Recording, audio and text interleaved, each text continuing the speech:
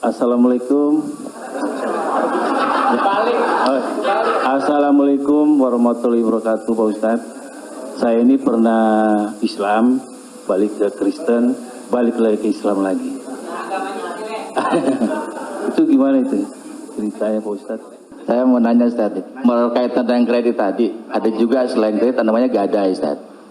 Gadai, tahu gadai, Ustadz ya? Kalau nggak tahu saya jelasin. Biasanya zaman sekarang gini, Ustadz, orang punya kendaraan, kemudian karena nggak punya uang digadaikan mobilnya misalnya, Ustadz, sama orang itu. Itu termasuk itu riba atau gimana? Kalau gadai seperti itu. Imam yang paling tua di antara imam yang 4 itu namanya Imam Hanafi. Meninggal tahun 150 Hijrah. Suatu ketika dia berdiri di depan rumah orang. Ada panas terik, dia berdiri di depan rumah orang. Padahal di depan rumah itu ada atapnya dan ada pohon kayu. Lalu orang bertanya kepada Imam Hanafi, Imam Hanafi, kenapa kamu tidak mau berlindung di bawah atap yang punya rumah itu? Dan kenapa kamu tidak mau berlindung di bawah pohon kayu? Kan lebih baik berlindung daripada kena panas. Apa kata dia? Saya meminjamkan uang pada orang ini dengan sistem gadai, maka saya tidak mau mengambil keuntungan dari dia. Ayyuma lahmin kullu qardin jarra naf'an fahuwa riba. Setiap gadai pinjaman kalau kita ambil manfaat maka itu berarti riba. Tidak mau bernaung di bawah atap rumahnya karena itu dianggap sebagai manfaat. Jadi manfaat tidak hanya sebagai uang tapi juga manfaat sampai sekecil itu dia menjaga dirinya. Jadi gadai dalam Islam hukumnya boleh, tapi jangan ambil manfaat dari gadai. Yang terjadi sekarang adalah orang mengambil manfaat dari gadai. Saya punya uang, lalu kemudian ada orang mau pinjam uang. Saya tidak percaya dengan dia. Ustadz pinjam uang 100 juta, saya nggak percaya. Kalau Ustadz nggak percaya, ini sawah saya 1 hektar. Ketika dia kasih sawahnya ke saya, maka sawah itu cukup sebagai jaminan. Tapi yang dilakukan orang sekarang adalah sawah itu dia tanam padi, dia ambil hasilnya. Hasilnya itu riba. Maka sekarang orang kaya makin kaya, yang miskin makin miskin. Bagaimana dia mau bisa menebus uangnya? Orang sawah dia dipakai terus dan uangnya diambil. Maka yang punya uang makin kaya, yang minjam makin miskin. Padahal dalam Islam mestinya cukup suratnya saja dipegang. Kamu kalau mau garap sawah ini garaplah, nanti bayar hutangmu. Itu akhlak dalam Islam. Akhlak itu yang dihilangkan oleh riba. Riba ini sangat kejam. Allahu Akbar. Pak Ustadz, Assalamualaikum. Assalamualaikum warahmatullahi wabarakatuh, Pak Ustadz. Saya ini pernah Islam, balik ke Kristen, balik lagi ke Islam lagi. Itu gimana itu ceritanya, Pak Ustadz? Innalladzina amanu, beriman, summa kafaru, murtad, summa amanu, kemudian beriman, summa kafaru, murtad, summa zdadu kufran, maka barulah tidak diterima. Jadi kalau Islam setelah itu dia murtad, balik lagi ke Islam, maka dia diterima.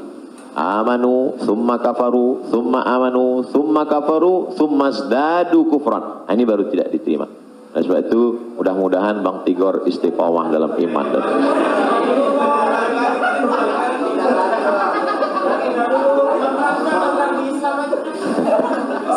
agama lu kayak angkos bolak-balik.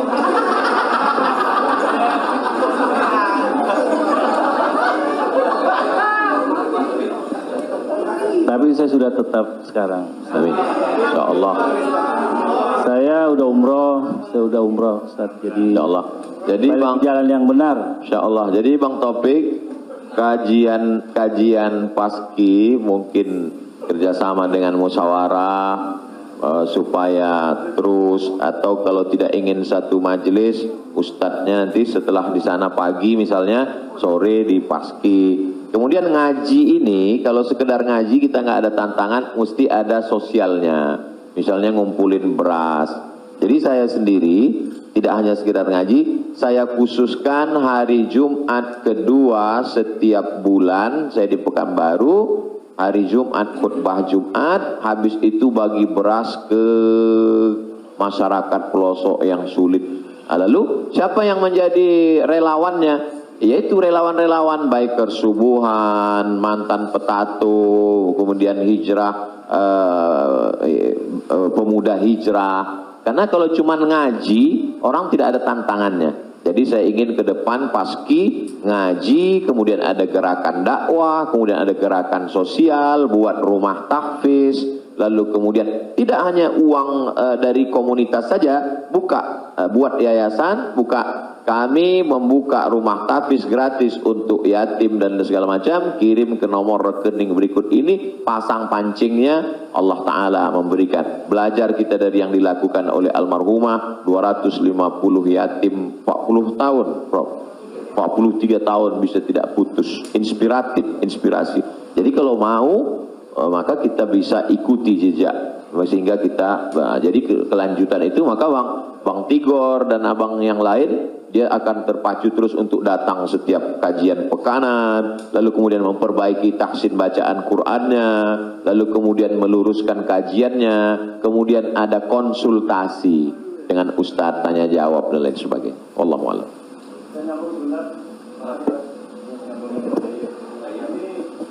Apakah ada warisan? Karena kalau kita dengar dalam kalau kita melayat, sering orang bilang kalau almarhum atau almarhumah punya utang piutang berhubungan dengan keluarga, sedangkan kita nggak tahu bahwa itu adalah riba. Apakah termasuk warisan itu? Dosanya itu. Terima kasih. Tidak boleh harta warisan dibagi sebelum dilakukan dua hal. Yang pertama, mim ba'di wasiyatin, keluarkan wasiat. Wasiat hanya sepertiga total harta. Jadi kalau dalam surat wasiatnya, aku wasiatkan ruko ini untuk sekolah tahfiz. Total harga ruko 1 miliar. Sedangkan harta dia cuma 2 miliar. Maka yang jatuh menjadi wasiat hanya 666 juta. Sedangkan sisanya dibagi kepada ahli waris. Pertama, keluarkan wasiat, sepertiga paling banyak. Setelah keluar wasiat, mim ba'di wasiyatin yusa biha au dain. Dain, bayarkan hutangnya. Jadi kalau ada orang meninggal, hutangnya dibayarkan dari harta warisan. Jadi kalau harta warisan habis, apakah anak wajib membayarkan hutang bapaknya? Tidak. Anak hanya wajib membayarkan hutang almarhum dari harta yang dia tinggalkan. Adapun kalau si anak mau berbakti kepada orang tuanya, dia bayarkan, baik, tapi dia tidak punya kewajiban, dia bayarkan dari harta dirinya sendiri. Jadi makanya kadang kita baca, jangan beli ruko ini bermasalah. Di mana letak masalahnya? Karena ruko itu dibagi sebelum hutang dibayar. Muncul masalah. Sebetulnya ruko itu bukan milik anak-anaknya, tapi milik piutang, milik orang yang dulu pernah dipinjam uangnya. Dua keluarkan, baru bagi harta warisan. Allahu a'lam.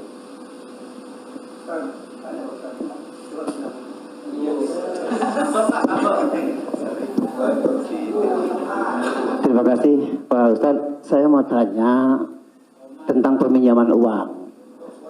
Saya misalnya meminjamkan uang kepada seseorang, tapi dia nggak mau ganti. Nah, terus kita nggak mau nagih karena takut menjadi sebuah permusuhan. Kan ada peribahasa, memberikan pinjaman hutang itu sama juga menanamkan musuh. Nah, bagaimana hukumnya? Apakah ini harus ditagih sama kita ataukah dibiarkan? Terima kasih Pak Ustaz. Assalamualaikum warahmatullahi wabarakatuh. Waalaikumsalam.